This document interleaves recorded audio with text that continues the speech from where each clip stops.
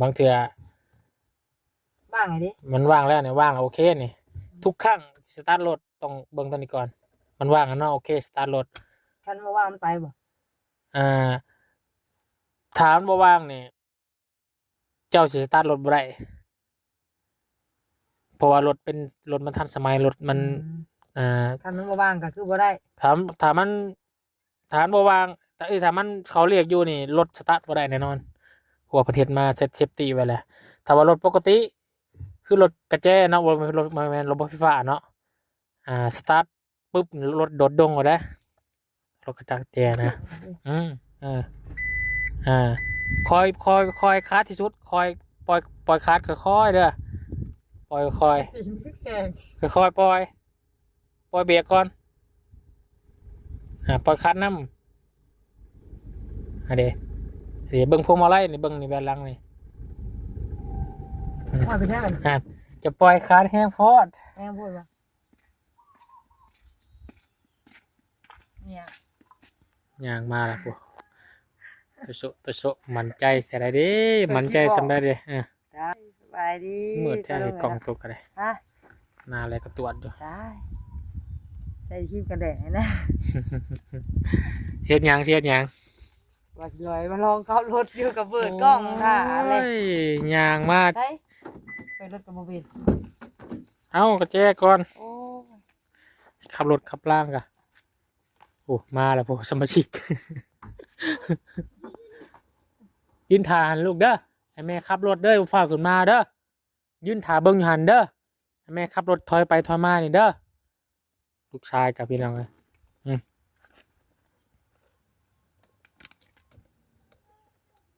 ปั๊บเบาะก่อนอับแหละ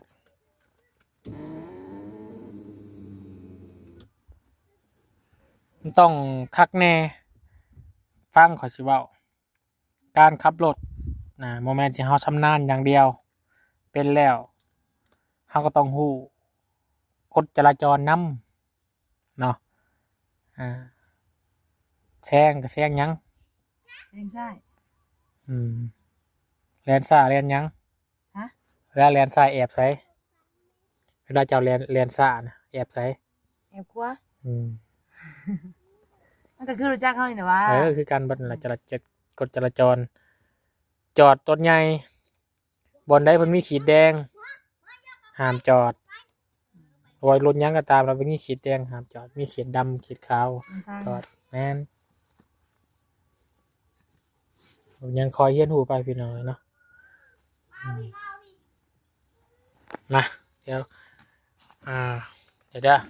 จะขึ้นน้ำเบิ่งน้องลูกหอยน้องแหลมมาเราใส่รถเด้อมาพี่น้องเลยสอนเป็นก่อนเนาะนั่นแหละวางเอาแบนลงรถจ่อพอยมามาจ่อเนาะก่อนจะสตาร์ทรถนี่ต้องสังเกตนี่ก่อนบางเทื่อว่างไงดิมันว่างแล้วเนี่ยว่างแล้วโอเคนี่ทุกครั้งสตาร์ทรถต้องเบิ่งตัวนี้ก่อนมันว่างแล้วเนาะโอเคสตาร์ทรถคันมาว่างมันไปบ่ถามบ่ว่างนี่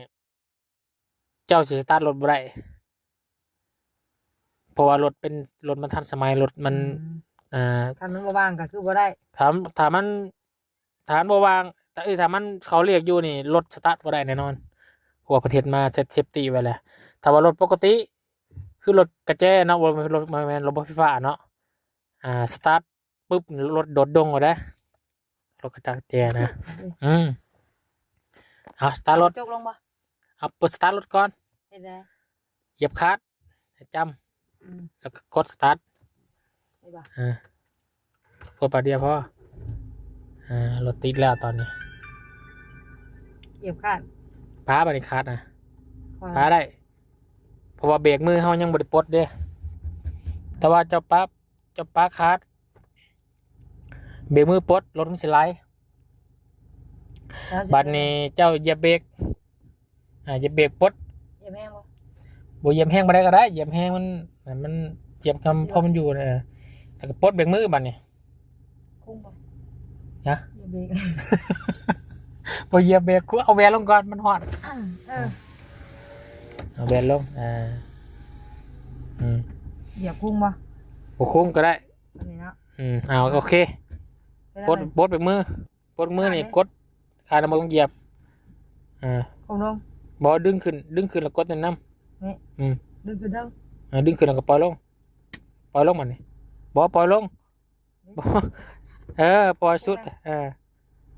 ให้สมมุติว่านี่ป้าสิดึงขึ้นนะบ่ต้องกดตัวนี้ดึงขึ้นเลยบัดนี้ดึงขึ้นก่อนป๊าบเบียบตีนป๊าบบัดนี้ปลดเบรกมือเหยียบเบรก เดี๋ยวมือไว้ก่อน ดึงขึ้นก่อนปกลงปล่อยเบรกบ้างปล่อยเบรกอันนี้มันไหลเห็นปะ ประหยัด พอดีเนี่ยสิไปนาบ่ได้นี่มันตันนี่ ต้องถอยหลังใช่เบิ่งถอยหลังเขาต้องเบิ่งแวนหลังก่อนได้เบิ่งแวนหลังรถบ่มีหยังข้างหลังนี่เอาเบิ่งนั่นนี่แวนหลังนี่เห็นบ่เนี่ยเห็นบ่ปรับถ้าเนี่ยเพิ่นก็ปรับใส่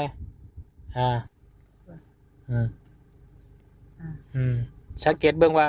เฮาสิถอยหลังนี่เฮาต้องเบิ่งล่ะรถยังมีบ่ข้างหลังคนมีบ่สัตว์มีบ่บ่มีเนาะบ่มีเลยเหยียบคลัตช์ที่คาจำพวกรถตัวนี้มันอยู่ในเบรกบ่เบรกกะยังอยู่เพราะว่าเจ้าต้องปล่อยคลัตช์ค่อยๆจังคอยปล่อยเบรกนำเพราะว่าเจ้าลองเจ้าเหยียบคลัตช์เบิ่งเหยียบคลัตช์ไว้ปล่อยเบรกปล่อยเบรกรถหามันไหลอย่าไว้เจ้าก็ต้องเข้าเกียร์ก่อนบัดนี้เข้าเกียร์หลังเกียร์อะไรดึงขึ้นถอยหลังคอยคาดที่สุดคอยปล่อยคาดค่อยๆเด้อปล่อยค่อยปล่อยเบรกก่อนปล่อยคาดน้ำเดี๋ยวเบิ่งพวงมาลัยนี่เบิ่งนี่แบนหลังนี่ปล่อยไปได้ จะปล่อยคาดแห้งโพดป่ะเหยียบคาดเอาเหล็กวางวางไหนวางแล้วสตาร์ทไม้บัดนี้เบรกเนี่ยเดี๋ยวเหยียบไว้แล้วเบียมันก็ไล่แล้วเนาะถอยให้เฮียนถอยกันได้เพียงไงเนาะปกติคนเฮียนขับรถนี่ก้าแล้วก็ใส่เกียร์ถอยเนาะปกติคนเฮียนขับรถสิเฮียนไปหน้ายังไงแต่เฮียนถอยหลังยังยากเลยพี่น้องเลยค่อยปล่อยพร้อมกันปล่อยเบรกก่อนปล่อยคลัตช์บัดนี้ค่อยแล้วค่อยแตะคันเร่งบัดนี้ค่อยแตะคันเร่งบัดนี้บ่ซั่นบ่แตะคันเร่งเบรกนี่ป้ามันก็ไปน้าเลยบ่เจ้าก็ถอยหลังบัดนี้เจ้าก็ปล่อยคลัตช์นำติปล่อยคลัตช์แล้วก็ปล่อยเบรกนำปล่อยเบรกก่อนโลดปล่อยคลัตช์บัดนี้เหยียบคันเร่งมันเหยียบให้ค่อยได้เหยียบแห้งได้คันเร่งน่ะโอเคเหยียบได้บ่เหยียบก็กำลังตีมันก็ได้อยู่ระวังได้แงกไปทางไหนแงกบ่แงกก็ได้ซื่อๆเลยซื่อๆซนลูกติบ่ซนหักมาขวานิดนึงหักมาขวาหักมาขวาหักมาขวาหักอีกขวาน่ะหักอีกให้มันได้ล่ะเหยียบให้ได้ป่ะนี่ไปอีกถอยอีกขวาอีกขวาอีกจะขวาร้ายพอแล้วซื่อๆบัดนี้นี่เบิ่งตัวนี้มันนี่ทางได้ป่ะนี่กูลูกก็ได้เบียกยุดบัดนี้ขาดได้ขาดเหยียบลงจำ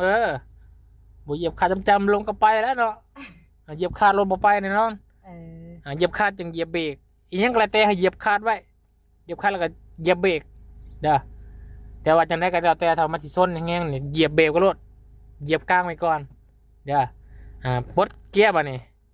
ปลดเกียร์ว่างเนี่ยปลดเกียร์ก่อนจะเฮ็ดหยังก็อย่าให้ปลดเกียร์ก่อนลองปล่อยคลัตช์ปล่อยรถคลัตช์น่ะมันว่างเลยมันว่างบ่ไปเบรกเบรกกับปลองปลาเบิ่งอะไรค่อยลึงเบรกมือบัดนี้ดึงมือขึ้นก่อนดึงกาดขึ้นบ่ต้องบีบหยังดึงก่อนรถปลาเบรกตีนน่ะเด้นี่คือเก่าแล้วก็จะเฮ็ดให้พวงมาลัยก่อนสิจอดต้องเฮ็ดพวงมาลัยมันตรงก่อนเฮ็ดพวงมาลัยมันตรงก่อนบ่ตรงนี่โอเคบาดนี่ไปนะบาดนี่ ไปจอดบอลเก่าบอลเคยจอดเนี่ย คาดมานี่ เหยียบคลัด ปลดเหยียบคลัดแล้วก็เข้าเกียร์หนึ่ง เบรกเบรกบ่เหยียบเนาะมันมีนี่ละ เขาบ่ต้องเขาว่าเขาเบรกมือแล้วเขาบ่ต้องไปเหยียบเบรกก็ได้ เขาเกียร์หนึ่งเขาเกียร์หนึ่งกับปลดเบรกมือบ่นี่คลัดเหยียบไปคือเก่า เบรกดิเบรกดิ ปลายรถ เบรกดิ เบรกคอยเบรกนิดนึงปล่อยเบรกบ่นี่ปล่อยเบรกรถ คาด ปล่อยเบรก ปล่อยดิ บอกมือคอยประคาดบ่นี่คอยเด้อคอยคอยเบียกน้ำเบียกไปตรงแห้งอวยน้ำมันเหยียบมาเลยตั้งมุกคามล่ะดีบ่ ไปอีกไปอีกโอเคเบรกแห้งอันนั้นจะเบรกแห้งหัวด้วนเบรกแห้ง มันช่วยนิดนึงก็ไปเนาะ ส่วนหนึ่งก็เบรกให้เจ้าสัมผัสตัวนี้ก่อนสัมผัสการเบรกกันยังมันได้ก่อนเพราะว่า ว่างก่อนยังดึงเบรกมือมัน ว่างก่อนจอดปุ๊บแม่งว่างรถดึงขึ้นพาได้ป่ะเนี่ยเด็ก คาดดิ คาดกระเป๋าแล้วไว้ง่ายอันนี้ว่างแล้วก็คาดกระเป๋าหล่นนะจะปล่อยนี่อยู่ในวางกลางนี่ พอพี่บัดนี้ตามหัวคัก เย็ดอวยบ่เดี๋ยวเด้อ จะเชียนอวยต้องถอยหลังก่อน กำลังพูดเนาะ เหยียบคาด เหยียบคาดเขาเรียกถอย อันนี้ได้จ้ะ เขาเรียกถอยก่อนเขาเรียกก่อนจังปลดเบรกมือโอเคปลดเบรกมือวันนี้ เบรกดีนไว้ก่อนเนาะ ไหลมันค่อยได้หยุดถือว่าอยู่ในระหว่างค่อยนี่ขับรถยากที่สุดพี่น้องเลยแล้วคนขับมือใหม่นี่หมอยน้องมาลูกเด้อเบิ่งแวนหลังน้ำลูกมาบ่ กำลังยางมาได้มัน ให้วินิวลูกไปก่อนลูก นี่เว้ยเอาน้องไปก่อนลูกเอาน้องก่อน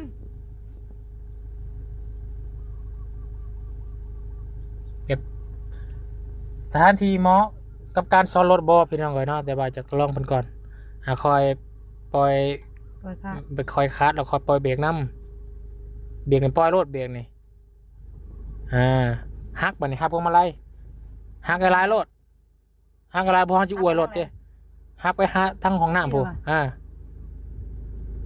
จะสิอวยไปทางนั้นก็ฮักไปทางนั้นแหละระวังตำเพื่อนเด้ไปอีกนิดนึงพ่อจะตำแหละพ่อโอเคเหยียบคลัตช์เหยียบเบรกพร้อมแล้วก็เปลี่ยนเลขเขาเกียร์ว่างบัดนี้หักพวงมาลัยบัดนี้หักพวงมาลัยมาก่อน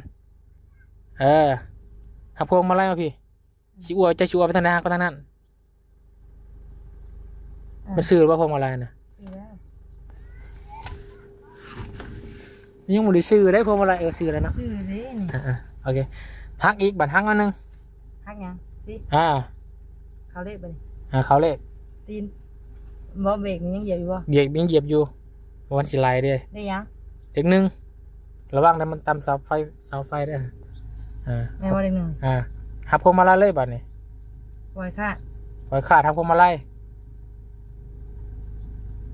หักพวงมาลัยก่อนมันจะตำเสาไฟนี่หักไปอีกหักอีกหลายโลดหักอีกหลาย ฮักเลยนี่ หักอีก ฮักเลยนี่ ค่อยเจ้าจะไปเหยียบเบรกเหยียบขาดมันสุดก่อนเหยียบมันสุดรถขาดนะเหยียบมันสุดขาดเจ้านะ ว่างก่อน โอ้อย่าตำเสาไฟเลยพี่น้องเลย ว่างเลยบ่นี่ ว่างแล้วตัดขาดเจ้าบ่ให้มันเหยียบเครื่องนึงไหมเหยียบจำรถมันไหลอยู่เด้มันไหลไปธรรมชาติมันรถนะนี่เจ้าหักพวงมาลัยเอาหนึ่งเนาะ ถอยอีกบาทนึงถอยอีกก่อนมันจิบวิดหักพวงมาลัยกลับบาทถอยนะหักพวงมาลัยกลับมันยังโมซื้อนี่เห็นมาเนี่ยถอยรถบาทนี่พ่อบาทนี่พ่อเหยียบคลัตช์ก่อนจะเหยียบเบรกมันก็ดับแล้วว่ะนึ่งมัน เปลี่ยนเกียร์เขาเรียกนึ่ง แม่นบ่ บ่ นึ่งแล้วพ่อ นึ่งเลย เอาวางก่อนนึ่งนั่นด้านไปตั้งเจ้าเราก็ด้านกันเทิงโอเคพวงมาลัยกับอ้วนพี่จะชัวไปตั้งได้จ้ะ โอ้ย พวงอ้วนพี่แหละพวงมาลัย แน่เชื่อกลับนี่จ้ะเออแหละว่าจริงว่าไปช่างผูก ว่าจ้ะ ว่าคาด ปล่อยขาดปล่อยขาดอ้วนมาเลยอ้วนมาเลยคอยเรียนคาดได้ร้ายรถรถมันบวไปเราปล่อยคาดอีกเออเหยียบคาดจะเหยียบเบรกก่อนแม่ เหยียบเบรกก่อนนะมันรถดับ มันอยากรับเนาะ มันอยากดับจะต้องเหยียบคลัตช์ก่อนจะเหยียบเบรกรถระยะจอดเขาต้องเล็งคลัตช์แล้วมาตามมันเด้ออ้วยอีกอ้วยเลยค่อยเบียกคอยปล่อยคลัตช์ลองตามลูกได้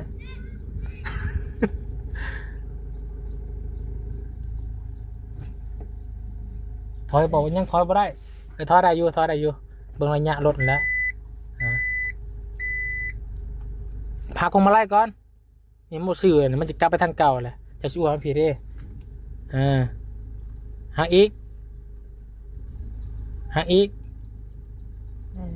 กก็ช่วยมันผิดดิให้หัวมันทันเลยพี่เพราะมันจะตำหัวเลยเปลี่ยนคลัตช์เปลี่ยนเบรกเปลี่ยนเกียร์คนบอกกันได้พี่ต้องไงเกียร์หนึ่งคือเก่าแล้วมันระยะก็ฟังไปว่าเด้อถ้าว่าสิไปเรียนช้าๆแล้วยังให้เกียร์หนึ่งเกียร์สองสิเอาเกียร์หกเกียร์ห้ามันบ่ได้มันกำลังตีบ่ได้อวยเลยอวยแห้งจะมันสูบพวงมาลัยพุ่นแหละเด้จอดบนเก่าพุ่นแหละบนโฮมพุ่นเล่นคาร์ดก่อนเหยียบคาร์ดแห้งเหยียบคาร์ดลงแห้งหยุดใจจุระวังมันสิอวยไปตั้มเลยโอ้ยตายตั้มข้ามเลยพอเล่นเบรกพอเหยียบคาร์ดเปลี่ยนเกียร์ว่างก็เล่นเบรกไล่พี่น้องเลยเบรกไล่มันดึงเนาะมันไม่ได้นะเขาดึงรถจักรได้เขาอยากเบรกก่อนถูกจะมิ้นเบรกเบรกไล่ดิเบรกไล่มันเปลืองเบรกได้รถใหญ่มันแบบเพย์ไว้ว่าหรือวะขึ้นแล้วบอลขึ้นแล้วปล่อยอะไรเจ้าเมื่อกี้ลืมปอเบรกมือจากเนาะคอยปล่อยแล้วคอยจะเอาขึ้นกี่นี่คอยเอาขึ้นกี่นี่ตัวนี้นะเอาถอยขึ้นมาเนี่ยถอยขึ้นเอานี่ลงก่อนอย่าเบรกหยุดคาดเพราะเอาเขาเกียร์ก่อนก็ได้อย่างเอาเบรกมือลงเขาเกียร์ก่อนเกียร์ถอยเอาเบรกมือลงมาเนี่ยใช้เบิ้งเรื่องข้างหลังเอาหมุนพวงมาลัยกลับใช่ป่ะบอกแล้วจะถอยผมพามันตั้งผิดเลยจะคือขับรถจักรเลยเฮ้ยจะถอยอะไรจะฮักไปยังได้ก็ถอยหลังอ่ะเด้จะช่วยมาตั้งนี้แหละก็คือเขาคิดไปเอารถจักรนะอวดตรงไหน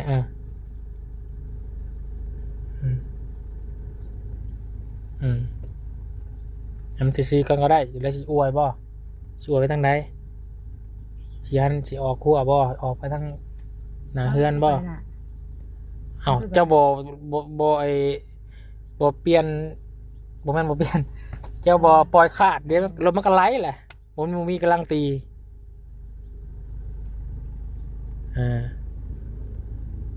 ซื้อเลยก็ได้เอาน้องเลยดูถอยเฮียนถอยเอาก่อนถอยอีก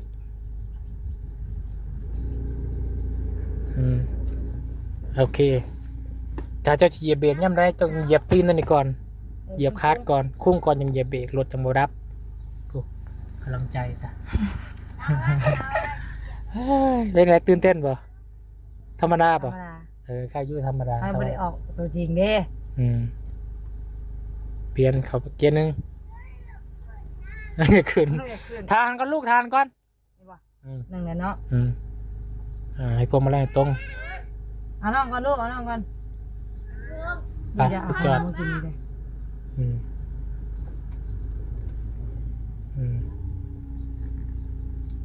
โอ้คือว่าได้โอเคอยู่ได้พี่น้องเอ้ยเนาะขอยยังบ่ได้สอนยังบ่ได้เลยแต่ว่ายังเล่นอะไรยังบ่เรื่องตัวเบรกถ้าเบรกปุ๊บก็ดับปั๊บแต่ว่าเฮาบ่เหยียบคลัตช์เด้ถ้าว่าเฮาปล่อยเรียกว่างเฮาเหยียบเบรกจังไดมันก็บ่ดับ ว่างได้ฮะก็เอาเบรกมือขึ้นเนาะ อ่า เห็นปะ อืม ปล่อยได้ไหม อืมกายมีแต่เอาลูกขึ้นมาก่อนเนาะเดี๋ยวบุญสินั่งข้างๆพอแล้วพอสิเบิ่งให้อีกสาธิตให้เบิ่งเด้ออืมใช่ได้อีกทีเนาะขอเป็นคอยไปอ่ะแหล้วบ่เป็นบาทเดียวบ่ได้เด้อเป็นบาทเดียวให้ลูกขึ้นเลยบ่ ขึ้นเลย โอ้ลูกนั่งอยู่เฉยแล้วลูกเด้ออย่าซอแม่ มาไหมลูก ห่านผมบ่ได้ดอกเคยจะว่า นั่งอยู่พูนนั่งอยู่พูนนั่งอยู่พูนห้ามเข้ามานี่เด้อลูกเด้อไปดีปะลุงก่อนสวัสดีครับก่อน สวัสดีครับสบายดี อืม เอาดีได้มีอยู่4ชีวิตได้บาทนี่มันคือ2ชีวิตของเขาเฮาได้ถอยหลัง เก็บคัดก่อน เหยียบคลัตช์ ไปว่างไงนี่นี่ ถอยหลังก่อนนี่เกียร์ถอยบีบน้ำเบรกเฮ้ยแม่พาไปแล้วแม่จะพาใช้ด้วยพี่ดอกไงเอาดีได้ระวังมิแต่เอาเบรกไว้ก่อนนะสิตำยังกันเลยไปลืมเหยียบคันเร่งเด็ดขาด เราอยากได้ไหมลูกเขา อย่าได้บาด เดี๋ยวเลย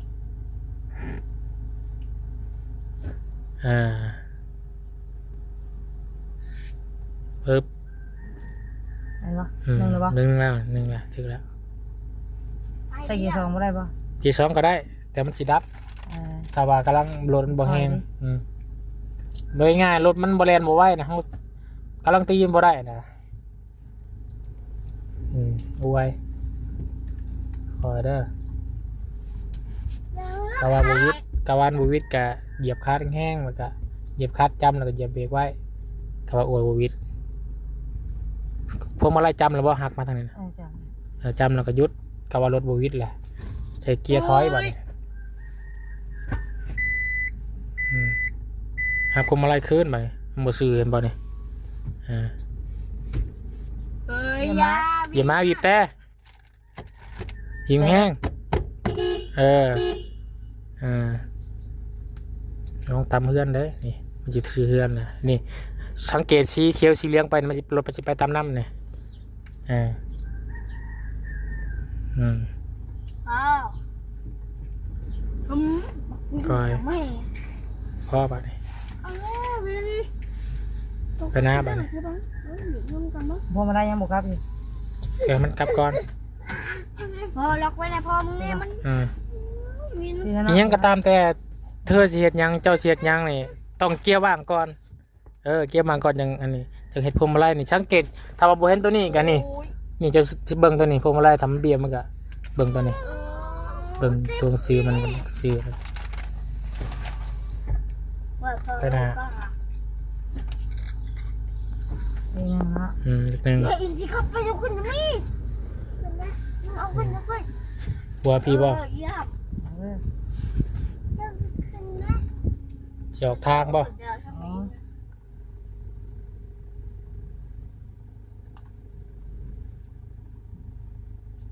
ไม่ใช่แบบ ปึ๊บถอย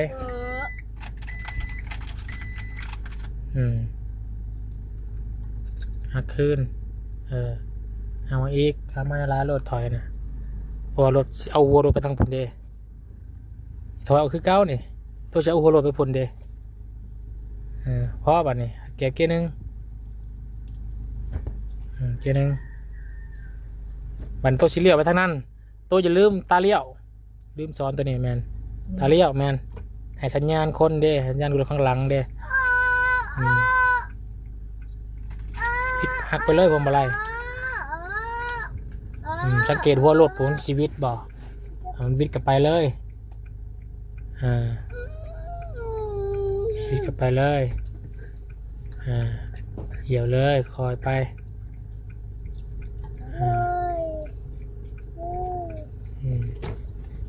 เขาจอดนี้บ่คอยเบรกมันบ่ได้มันบ่ทันกับเบรก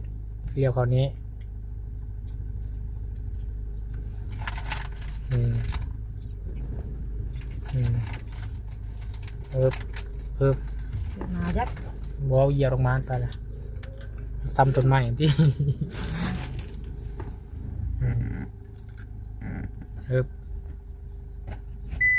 โอ้เรียนตอนถอยตอนนี้ยากอยู่ได้พี่น้องสุดท้ายคนแอบโดดมิจะไปหนาอย่างเดียว อันนี้ฟูนซ้อนให้ถอยหนาถอยหลังอีกพี่น้องเลยเนาะไป มากลับมา อืม ไป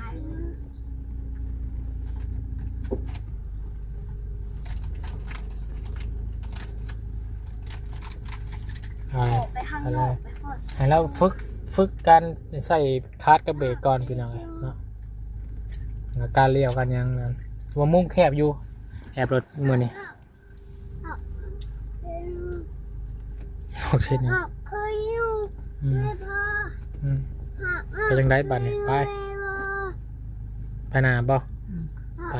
เคยอยู่ อืม พอน้ำกินบ่เนี่ยพอ กินรถลูก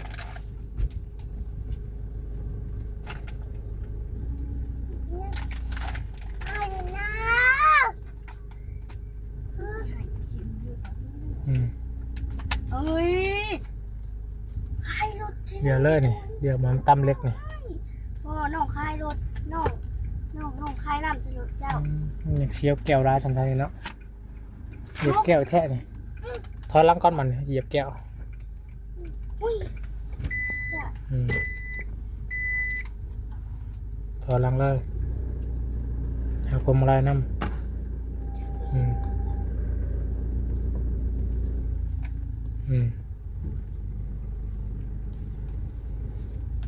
เพราะว่านี่สวยอวยตีโค้งไปดิอวยแทกแคมบัวพวกเปลี่ยนเกียร์หนึ่งไป นึกถึง อวยพวกเ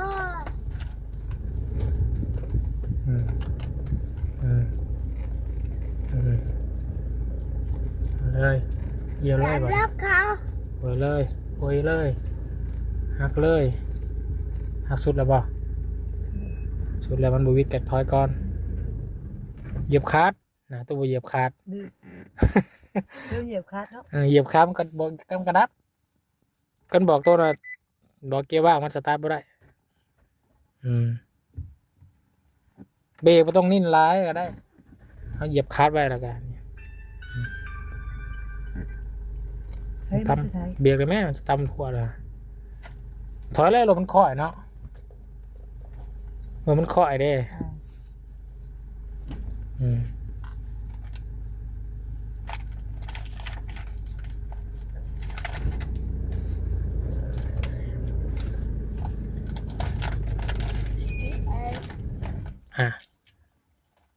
ขึ้นบอกให้ตัวเหยียบคาร์ดเหยียบคาร์ดกับปล่อยเกียร์ว่าง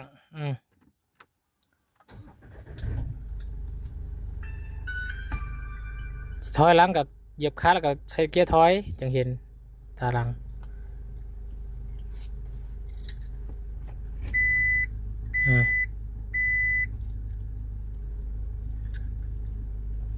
เฮ็ดจะได้สีให้หัวรถไปทางพีได้ครับหักเอา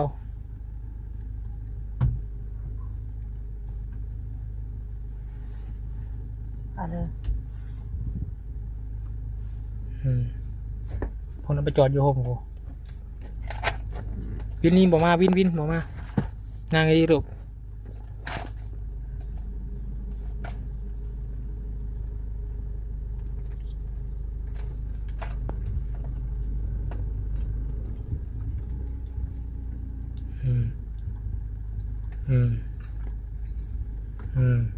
ถูกต้องแบบนี้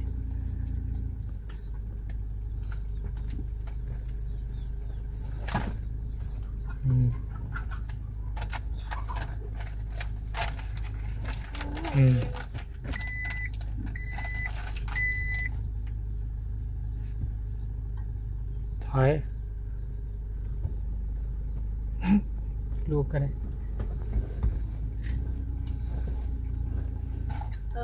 ตัวเฮียนถอยหน้าถอยหลังซื่อก่อนก็ได้ มันลึงในตีนตัวจะคอยอีเลียวคอยยังไป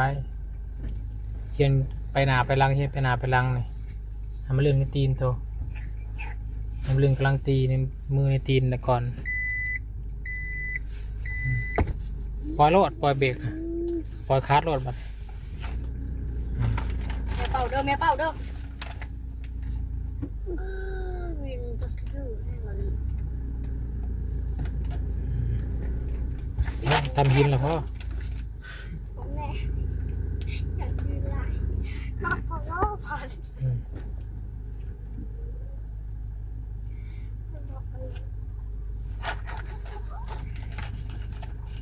ลูกคืนดีกันไหม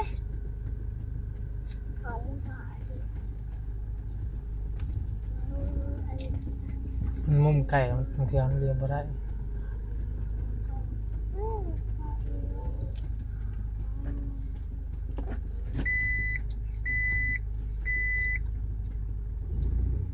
มันก็ไปทักเก้าแหละแบบนี้เออ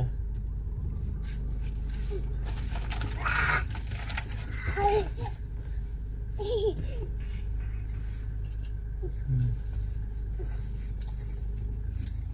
เอาน้ำมัน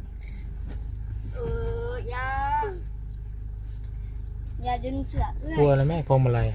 รุนแรงเนี่ยอ้วยรถเพราะทำมันสิหักบวิดเออบ ดจำมันอย่างแห้งๆหน่อย อืม น้ำตาลกิน อืมหักเลยพรมอะไรไปจอดทมค้ามคือเก่า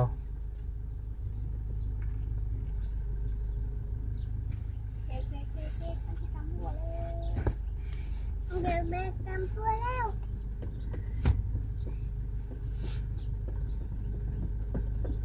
อ้วยเลยพรมอะไร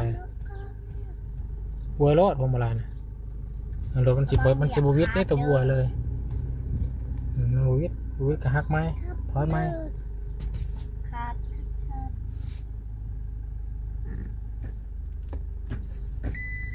จงโมให้รถไล่แม่เวลาหยุดนะเวลาเปลี่ยนเกียร์ในวีเบรกน้ำ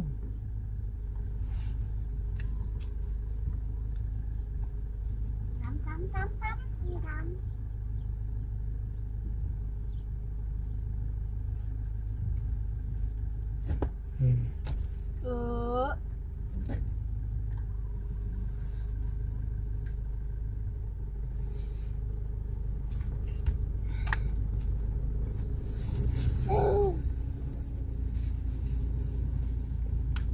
อืม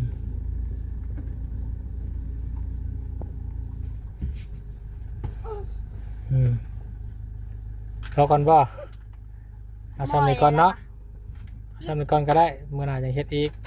โอ้ยบัก จึ๊บดึงขึ้นปล่อยปึ๊บบางเทื่อนี่เบรกมือนี่มันกับเสียใจไว้บ่ได้คือกันบางเทื่อเขาดึงแล้วมันไหลนี่อย่าเบรกไว้นี่เขาดึงเทื่อเขาปล่อยมันบ่พร้าวเสียใจมันเบรกมือเวลาเขาจอดคอเนี่ยมันอยากไหลนี่มันดึงขึ้นแห้งๆชุดรถบางเทื่อมันบางเทื่อคอยไปจอดอยู่เนินยังมันอยากไหลเบรกไปอยู่โอเคเนาะ เรือแต่โคบพี่น้องเลย ห่อนเลยเฮียเต้ ถ้าแว่นขึ้นไปนะนำรถไทยมาบ่เอาอีกบ่ ลูกลงแล้วว่ะ ยังนี่ชิลงละ ลงน้ำหน่อย ลูกเต่าชิลงกับเห็ดเกียวว่างก่อน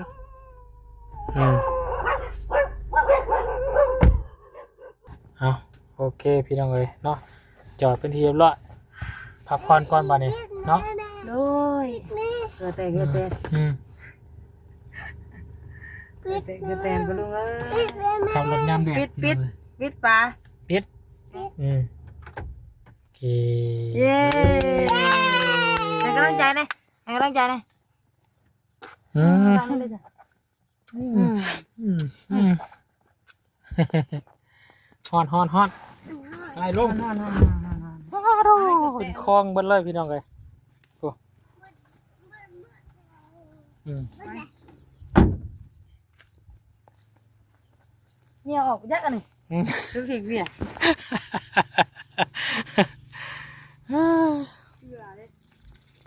เพราะว่าก็จะให้มันเล่นเล็กเบรกล้านี่มันเจาะเลยพี่น้องเดินเจาะแค่นี้เราเล่นไกลๆกลับมา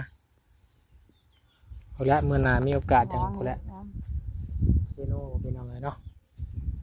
เดินกว้างใครอยู่อันนี้เขาต้องเบรกน้ำตลอดดิ โอ้ถ้าว่าครับเดี๋ยวนี้เป็นนี่เก่ง อ้อมนี่เนาะ จำเฮียกับพี่ได้พี่น้องเฮียกับพี่ไปแล้ว ยังถือเลยปูนวันเลย โอเคไปสาววินเนอร์นอนก่อนปะลุงเอ้ยป้าจะเก่งขาจนปวดเก่งขานี่ มานอนลูกเด้อ ไปจ้าปะลุงเอ้ยเนาะลำลาปะลุงก่อนเด้ โอ้ อย กูพอกันคลิปหน้าเด้อปะลุง โอ้ย คลิปนี้สบายดี สบายดี สบายดี ครับ บุกินบ่แม่มนะกินบ่คือบุกินบุกินเนาะบ๊ายบายเอ้าบ่ได้ฝากหยังบ่ให้ปะลุงน่ะบ่ได้ฝากบ่มื้อนี้ งอแงอย่างนอนเลย เอาโอเคกับปะลุงกันป่ะโอเคโอเค คิวเบรกเลย ดี๋ยว ใส่เบรก ได้ ลายแม่นไปพี่น้องสบายดีเด้อ